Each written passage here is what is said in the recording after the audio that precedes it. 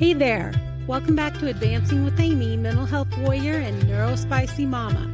Today, I've got a treat for you. My guest is Michele Lefler, aka your personal librarian, who's part bookworm, part woo goddess, and 100% real. She's here to spill the tea on shadow work, what it actually is, why it's not the creepy dark thing people think, and how mixing a little psychology with a little woo, or as she calls it, spicy psychology, can change the way you see yourself. Get comfy, because we're about to dive into the light, the shadow, and everything in between. All right. So, Michele, tell us about your business and how it plays into the whole woo world. Definitely. So my business is just me and my name. I have a tagline for myself where I bill myself as being your personal librarian, because I am a librarian in my day job and I love books and I love all things libraries, and libraries and librarians are about, and a lot of woo people are about that kind of thing too.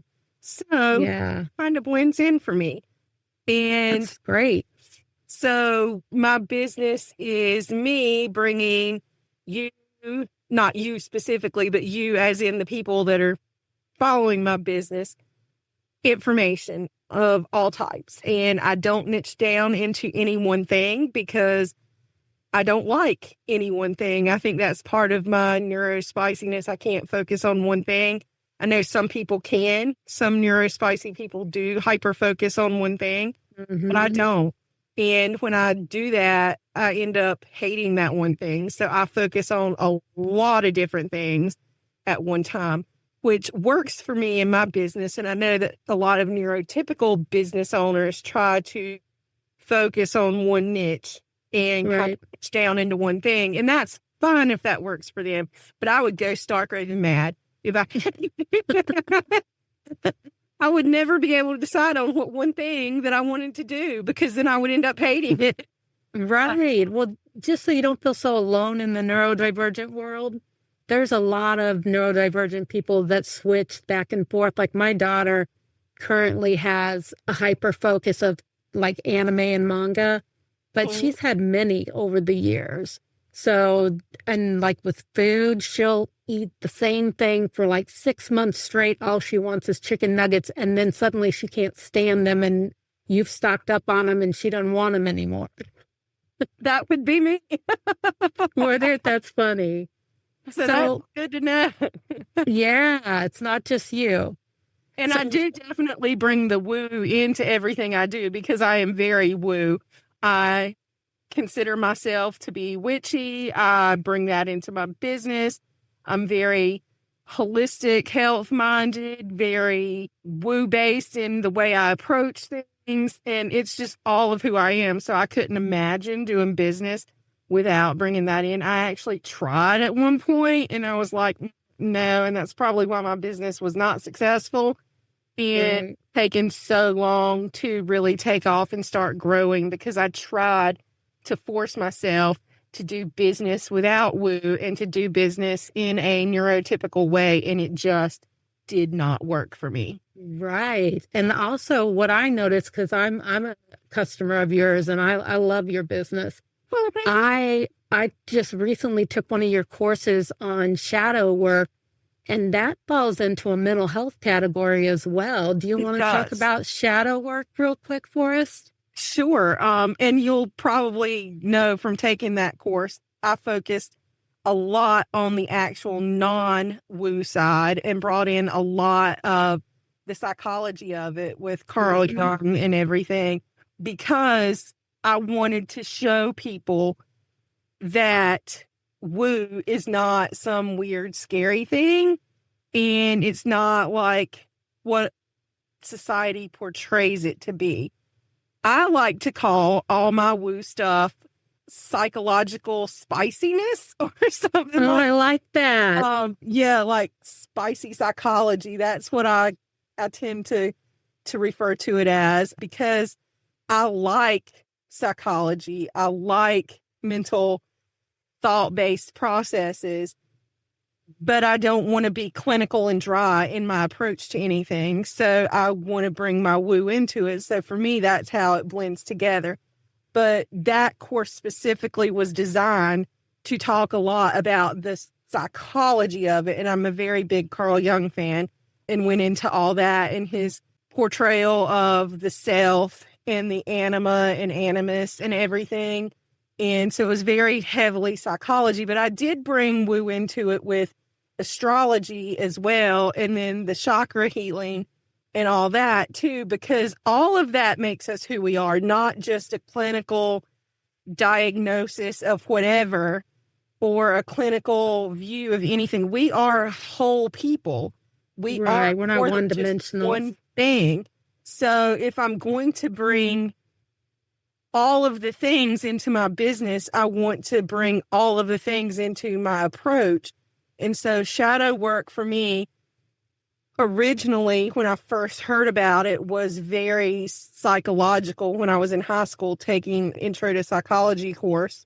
But then as I started embracing more woo as I was older, it was very heavily into the new age witchy community where I live. Everybody was like, shadow work, shadow work, shadow work. And it was all woo and no psychology to it.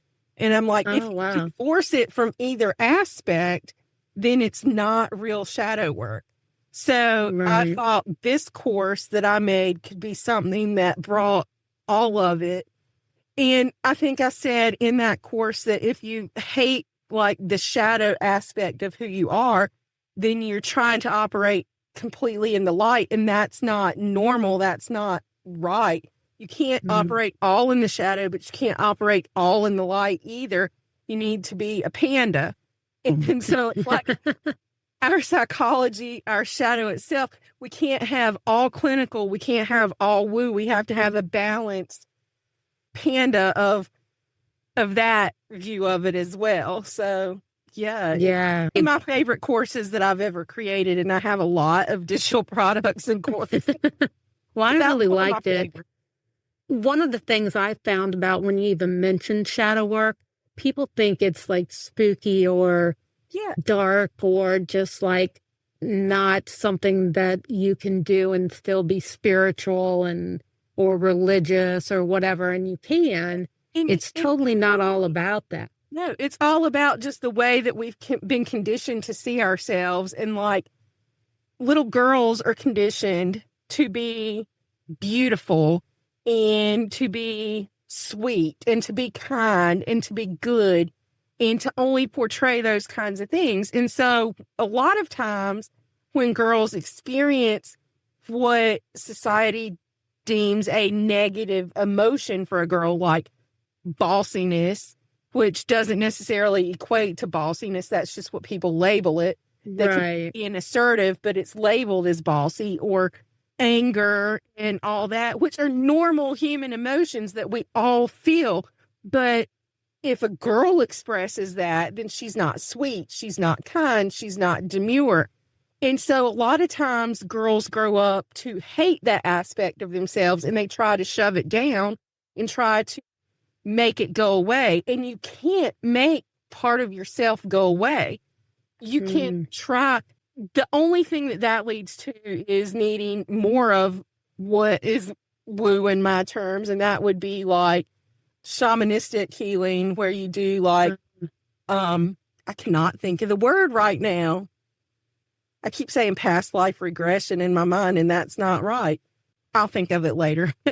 Okay. I'll come back to that. But yeah, this is where my mind gets on one thing and then I forget like, things that I know. But when you try to divorce yourself from aspects of your personality that are normal human reaction to something, then it causes more cracks in who you are. And then you have to bring that back in. And and I would think that could lead to anxiety and depression. It does. It does. I will tell you that I'm a highly anxious person, and a lot of that is because of unhealed things that I've had to deal with in my childhood. A lot of traumatic experiences that I experienced at an early age that led me to perfectionistic tendencies and people-pleasing behavior kind of thing, and trying to live up to the ideal of what the people around me wanted me to be. And that wasn't who I was. And it just creates a lot of chaos and a lot of struggle that doesn't have to be there. But with shadow work, we can look at these aspects of ourselves that we deem as bad, that aren't bad. They're just the way society sees them. And we can find ways to bring them in. Like an emotion that we're experiencing is just our body telling us that something is off in some way. Right. Or something is great in some way, depending on what the emotion is. And happy emotion is our body telling us that things are good, things are great. Anger is our body telling us that some boundary is being crossed. It's how we deal with that anger that becomes the problem. The anger itself is an issue. It's what we do with the knowledge that something is off in our life. But if we don't acknowledge that something is off and we take that anger and we push it down, we push it away, we try to bury it because society says we shouldn't be angry because then we're not feminine, we're not little girls, we're whatever, then it just creates more inside of us that is us trying to be who we're not. And it causes problems, one, because it's pushing away who we are, but two, because we're not resolving the issue, the boundary that's being crossed in the first place that's leading to anger or whatever the emotion is. Exactly. And one of the things that kind of popped up in my mind when you were saying we're just taught to push things down and down and down. And I thought, that's another fear I have heard about shadow work is that people are afraid to get into shadow work and then find out stuff about themselves that they've pushed down, and is it going to open up, a big can of worms? What would you say about that? It might not. But one, you're not going to know unless you try to do it. But two, even if it does, it's already, the fact that you're not dealing with it is already causing harm to your body and your mind and your spirit. You may not be aware of it, but there are issues going on. Like if you are anxious, if you are dealing with anxiety, if you are dealing with fear, that probably stems from some unresolved thing that you're not even aware of. So if you do this shadow work and it opens that up and brings it to the light, then you can actually deal with it. It might hurt more, but it's like grief. If you don't deal with it, it's not going to go away. It's just going to get repressed, and then it's going to make things uglier to deal with than if you just deal with it in the first place. Yeah. So if you do the work and these ugly things come up, these can of worms open up, then deal with it, and then you can actually move past it. That sounds much better. So what about shadow work? Soul retrieval. That's what I was trying to think of a minute ago. Soul retrieval. I was like, I'm going to think about it. So going back to shadow work, when you are doing shadow work, what does that mean? Like, what are you actually doing? What do people have to do to open up that door? Oh, that could be a whole slew of things. And it really depends on the person and what they want to do. But one of the easiest ways is to do some kind of journaling about something. If you know that you're dealing with anger, because I keep coming back to that because it's an easy thing that a lot of people deal with, either themselves or somebody else. So I just need an example, and that one's just easy to talk about. So if you're dealing with anger and you're like, I wish I wasn't such an angry person. Why am I so angry? If you journal about it or explore things, I hate journaling myself, and I don't. I love it. People either love it or hate it. I don't know who's either meh, whatever. But I would much rather open up like the voice memo recorder thing on my phone and just talk. I'll do that before I'll sit there and write something down, because there's just a block in my mind about writing things down with school when they made us write, and I hated it. And now I just can't do it. So, but I can talk, obviously. But journal or word vomit into your voice recorder on your phone, if nothing else, just the things that come up when you think about anger, or if you might not be dealing with anger. And this is one thing I know I mentioned in that course, but a lot of times the things that bother us about somebody else are really something that is in us that we just don't see, but we see it mirrored in another person. So even if you're not dealing with anger, or you don't think you have anything that you're dealing with that's a thought of to be negative emotion or whatever, what are some things that other people do that really get your goat, that really needle at you? That's needling at you because it's something in you. And you might not want to explore that, but that's a beautiful thing to explore. And you can do that with journaling. One of my favorite things, obviously woo, because I'm a woo person, pull an oracle card or a tarot card. Oh, yeah. And all tarot is, it's not fortune telling. It's just another spicy psychology thing. It's just a card that's going to represent something. So it's like you pull a card, and what does that card mean to you? It's just your psyche trying to tell you what you already know, but you're not listening. So you pull a card and there it is. And that's just another way to get the message across to you. It's not some big old witchcraft thing, although there's nothing wrong with that because I'm into all that too. But it's really just spicy psychology. Right. It's really a lot of intuition, and it is. Yeah. But that's one thing I tell my husband all the time is like, witchcraft is just spicy psychology. What are you talking about? Exactly. I love that. Or whatever. It's just spicy psychology. So I don't suppose you have any oracle cards handy. No, I don't have any with me right now. I don't. I do. Oh, yay. I have Colette Baron Reed's Guides of the Hidden Realms. Have you ever seen that one? No, but I love her cards. So I do too. I haven't seen that one, but they're beautiful. And these are ones, I don't know if she did this with all her cards, but these are ones that she painted each one on a huge canvas and then made them into cards. Oh, that's gorgeous, I'm sure. Oh, they are. They're beautiful. So if you want, I can pull one for you. If you have something you'd like to know. I always have something I want to know. I'm shuffling them now for you. Let's see. A specific question. Let me think. So this situation I'm dealing with, I'm not going to go into what the situation is, but it's somebody in my life has some issues that they're dealing with that they will not acknowledge that they're dealing with issues. And it is impacting my life. What I need to do, because it's impacting my life in a negative way. And I can't just keep not dealing with it. I need to do something. I hear you. So let's talk about this. What I pulled was letting go of stories, but it's upside down, which I know seems to be negative in some tarot cards, but I like that Colette Baron Reed doesn't look at it that way. I don't look at it that way either. Right. And I love that. I forget what she calls it.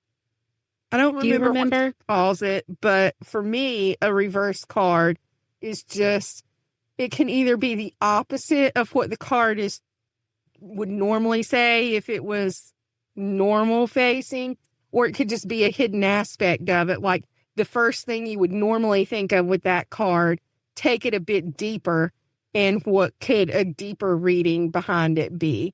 So, exactly. Not anything negative. I just think it's in terms of what's the opposite of that, or what's something that could point to that's a little deeper than that. Right. Exactly. Let me read you this and see if it resonates at all. It says, the nature of attachment is sticky and innately sabotaging. The stronger and more prolonged the emotional obsession, the less likely you are to experience your desired outcome. Too much wanting turns one into a hungry ghost, destined to be unfulfilled, always longing for something out of reach. In a continuum of scarcity, you're being invited to look closely at the desires you're feeding, how attached you are to something going exactly your way, and your fear of never being fulfilled. Release whatever it is that you're holding on to too tightly, let go, and let God decide what is best. You took your one step and claimed your intention. Now surrender it fully with no strings attached. Just stay loosely curious and keep walking. Remember that every inspiration contains its built-in blueprint for success, but the tightly clenched acorn can't become an oak tree. Well, that is fascinating because with what you told me, that leads me to think that kind of what you were saying earlier about shadow work, when you see somebody else that really things get under your skin, it's you that needs to do the work. And this is kind of what this is saying. Kind of, yeah. I mean, I would want to think about it some because I have like the first initial reaction to what the card says. But given what this situation is with this person, it's not necessarily some aspect that is needling on me. That, I mean, it is, but it isn't. Right. And I can't really go into explanation. That's okay. What do you get from the card? Because of the person's, like the privacy of the person. So, right, and that's fair. I don't want you to do that. But right. did you get anything from that card? Did it resonate with you? I did get something from the card, but because it was reversed, I want to think about it some more. So, yeah, I try not to take reverse cards at the first initial thing that comes to me because of that deeper aspect. So I did get something out of it for sure, but I want to do a little more mulling it over before it's like, is that exactly what it means since it was reversed? Right. I think that's smart. I think, what's funny is if you really need to hear that again anyway, if you don't get it the first time, you'll get that card again in the reverse position again. Exactly. It's going to keep coming up until you get the message. It's going to keep coming up in one form. Right. I was using a different deck one time and I kept pulling one every day. And for 2 weeks straight, I kid you not, I kept pulling the High Priestess and couldn't figure out what it meant for my life. And so I kept pulling it until I finally figured it out. Now I don't remember what it meant, but it just every day it would come up no matter how I shuffled them. That's hilarious. I know. It's like very funny universe. Before, yeah. So what else do you think you teach in your business that has to do with maybe mental health or neurodivergence other than the shadow work? A lot of the shamanic healing type things, the services I do and the courses that I have on that are very mental health fitting in. I mentioned when I thought about soul retrieval being what I was trying to think of when I was talking about shadow work, because those go hand in hand. A lot of times if you do try to do some kind of shadow work, if something does come up or if you're not getting anywhere, then I found a lot of times if you try to get into a more shamanic state or get shamanic work done with a soul retrieval, then it helps to bring back things. Because when people hear soul retrieval, they tend to think, oh my God, I'm broken, whatever. But it's not that at all. And it's not saying that you don't have a soul, because that's something else I've heard people say. Everybody has a soul. And you're not broken. It's just that when society has conditioned us to do something and we haven't done shadow work and we try to repress those things, or if something very traumatic has happened to us, a lot of times we repress that because we don't want the memory. We don't want to deal with the way it makes us feel. So pieces of who we are break off. They're not like broken off and gone, but they're repressed. And soul retrieval is a way to bring those back that someone else does for you. Like I would never do a soul retrieval for myself, because somebody else should be taking that journey for me, because I won't necessarily recognize what I need to bring back. And someone who's not attached to me going on a journey on my behalf would be able to bring back something and give it back to me that I can then explore and integrate. And so I often find that shadow work and soul retrieval work hand in hand in that aspect, especially if you start off with basic things in shadow work, like journaling, pulling cards, exploring that. Sometimes it's not deep enough and you want something deeper and you're not feeling like you're getting anywhere. And then you can get into deeper things. But I like to tell people start with those kinds of things because you don't want to just jump in head first. Like you wouldn't not know how to swim and go dive off the diving board into the deep end of the swimming pool and expect to float. You got to go in the wading pool and learn how to swim first before you would do that. So don't go jumping in if you've never done this kind of work. Don't go diving off into the deep end of the pool. Start with the basics, but then move forward into that. And there's all kinds of different ways to do shadow work and shamanic healing type things. And soul retrieval is just one. It's just a lot of times when I mention shamanic healing, that's the first thing people bring up because they've heard about it. Mm-hmm. And there's such a misunderstanding about it and people want to know. So when I thought it was hilarious when I couldn't think of what it was called a few minutes ago. I'm like, it's right there. I know. What are you talking about? You can't think of what it's called. It's like, now I know why my parents called me by my sister's names when I was a kid. They got me, but it was exactly. Now I have a question for those of us that are still in the kiddie pool and we haven't taken that deep dive, and maybe we don't even know what shamanism is, let alone a soul retrieval journey. Tell us more about what that actually is. So shamanic healing is energy healing on steroids, I like to say, but not really on steroids. If you think about a shaman, what is the first image that pops into your mind? Someone in a long, robe and maybe a teepee or someone out in the wilderness. That's exactly what most people think. They're like Native American tribes, this, that, and the other. And I've heard it all because I've taken a lot of shamanic studies and I've actually apprenticed with shamanic healing. But a lot of people think it's cultural appropriation because they're like, you're not Native American, you can't do this. And then they are surprised when I tell them that the word shaman is not even a Native American word. It is a Siberian language, the Tungusic language, I think, off the top of my head, from Siberia. And it came from their word Saman, S-A-M-A-N. In most cultures throughout the world, if you trace them back enough, go back to a more earth-centric, animistic religion type system.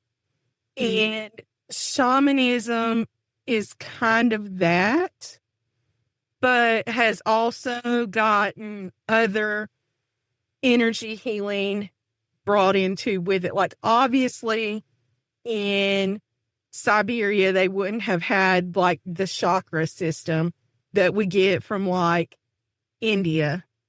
And they wouldn't have had like other aspects that we get from like Japan and China, energy healing techniques, things. But all of that has been swirling around and amalgamated into what most shamanic practitioners today would be doing. And the training I took was very South American based and very based out of the Andes mountains and things. So it's definitely got a lot of different vibes going on, but it's very earth based and getting in touch with nature. And if we take ourselves back to a more reverent of the earth, and I'm not talking about worshiping the earth, I'm not talking about any religious thing. Like shamanism is not a religion, it's a practice. So you can be religious, you cannot be religious, you can whatever, and you can practice this. But if you take yourself back to a place where you're in tune with the earth and what nature has to tell us, then it's easier to transcend the monkey mind that we have, that society today has us inundated with so much information. Now, I'm not saying that you have to get rid of all your technology or whatever. I mean, hello, my whole business is based on technology. But technology is designed to keep us hyper fixated and hyper stimulated and not in our own bodies. Mm. But if we purposely put that down and step outside and sit on the ground, put our feet on the ground, notice what's going on in nature around us. And you can do this whether you're in the city or wherever you are. You can look out of a window and see sky and see ground, whatever. Even if you live in a very urban concrete jungle, you can find a patch of earth somewhere. And that's grounding, what everybody's been calling grounding lately, Yes. right? Yes. Yes. So if you do that, if you ground with the earth, and if you take it beyond that and just notice the earth and try to get your life back in touch with the more earth-centric things, you'll notice how animals and plants start to communicate with you. And I'm not sitting here talking about an animal literally opening their mouth like your dog literally having a conversation with you. Right. No. But if you have a house plant, you can start to tune into the energy of that plant. And if you have a cat, you might start noticing your cat's feelings more. Obviously, your cat is not sitting there having a conversation with you, but you can tell these things. And it's easier then to start noticing things within your own body. The more in touch you become with nature and the natural world, the more in tune you're going to become with your own mind and body. And you'll notice, I can see that because I've seen research where they do experiments with plants, and they have one plant they're talking to and telling very good supportive things, and one they're putting down and being negative with, and the negative one dies. Yeah. And positive one survives. And that's just how it is for us too in our mind. If we are talking negatively to ourselves, we start to feel negatively and be negative. And if we talk positively to ourselves, then it's different. I mean, you have to watch out for toxic positivity, which is another course I took from you. Yes, but I hate toxic positivity. Right. But I do think positivity is important. I just think it's not the end all be all. Exactly. And I created that resource, and that's a free one, which is a good one for people to get an introduction to what I do. But I created that because I was so tired of the witchy community being all love and light, love and light, love and light. And it's like, F you, sometimes love and light isn't going to help me feel better. Right. And yes, when bad things happen to us, we have to try to see the positive in it to get over it. But sometimes life just sucks. Right. And to acknowledge the fact that sometimes life just sucks is not you being a bad person or not dwelling on the negative. Sometimes you need to just think about, this experience sucks, and I'm going to wallow in how much this sucks for a short amount of time. Now, don't let yourself wallow in it forever, but it's back into the shadow work thing. You can't have all light. You can't have all dark. You need to be a panda. You need balance. So when bad things happen, yes, let yourself notice the suckiness of it and let yourself dwell in that for a time being, and then pull yourself up by the bootstraps, get some help, whatever you need, to turn that negative into a positive. So yes, I will sit here and say I've gone through some pretty horrible, horrible things in my life. I experienced neglect from caregivers as a young child, dealt with the loss of all my close relatives. Well, not all of my close relatives, but all of my grandparents died before I was 20 years old. Oh, wow. My mom died when I was 40. My dad is still living. I became a widow at the age of 31 when my husband, who was 24 at the time, died. And divorced prior to that. I had been engaged prior to that and found out that my fiance at that time was gay, which is fine. I have no problem with him being gay, but I mean, that was a loss for me. So all of that swirling around in my life. And it's like, I've been through some crap. Yeah. Sometimes I just need to sit down and think, man, I've experienced some crap in my life. Exactly. Why not to dwell on it forever and never try to look for some good things in my life just because of all the crap I've been dealt. Yeah, I've dealt with some crap, but you know what? I've had a lot of good things happen in my life too. Oh So, yeah. I Well, mean, just like a week or so ago, I had something minor happen that just really ticked me off, and I texted my mom and I said something to her, and she came back with all this, oh, but your life is going so well, and you have your family, and and I just thought, oh my God, it's like I'm done. Okay, bye. a little bit. It's like, yes, I know all the good things I have, but I just need to vent for a little bit. Right. And then I can be positive later. Yeah. Yeah. Well, Michelle, I have really enjoyed talking to you. Tell me, do you have like a freebie or anything that people could access, or where did they find you? On my website, michelelefler.com, and I have one L in my name, Michelle. So I think you're going to link to it anyway. Oh, yeah. Website. But I would say the Breaking Up with Toxic Positivity email sequence, that is a free resource, and you can find that on my website. That would be a good place for people to start. Literally, you'll find all my stuff on my website. So, go explore. Right. But if I had to name just one thing to start with after this conversation, it would be that. Yeah, and I got to second you that is a really great resource. I have been through the whole course, and I thought it was enlightening. And it's not something you have to remember a password to log into a platform or anything. You literally sign up and it's delivered to your email every day for however many days. I can't remember now how many days that one is, but it just comes every day into your email box and you get it and you read it and you can save the emails or you can delete them when you're done, whatever. Right. And it's not an overwhelming email, like, takes you 15 minutes to read. It's a quick little 2-minute read. Yeah. Nobody wants to be stuck in their inbox reading one thing that long. No.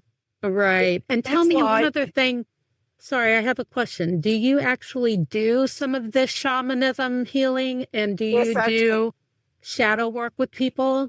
I do. I don't have those yet on my website. They're coming back. I did on an old website. I had to do a lot of business changes because of some legal things that were happening in Pennsylvania at the time and with my business. So I had to, at the start of this year, the end of last year, start of this year, completely change my brand name and everything, my website domain, and everything got an overhaul, and I'm still on the tail ends of that. And not everything has migrated over yet. They're coming. But if anyone is interested in that kind of work and it's not on my website, please just shoot me an email. And what is your email address? It is Michele@michelelefler.com. You go to my website, Michelle before that, and you'll find it. And you can actually put that in the show notes or whatever you need to do for that as well. I will. Please just contact me, send me an email, sign up for something, and respond to any email. I love getting responses to emails.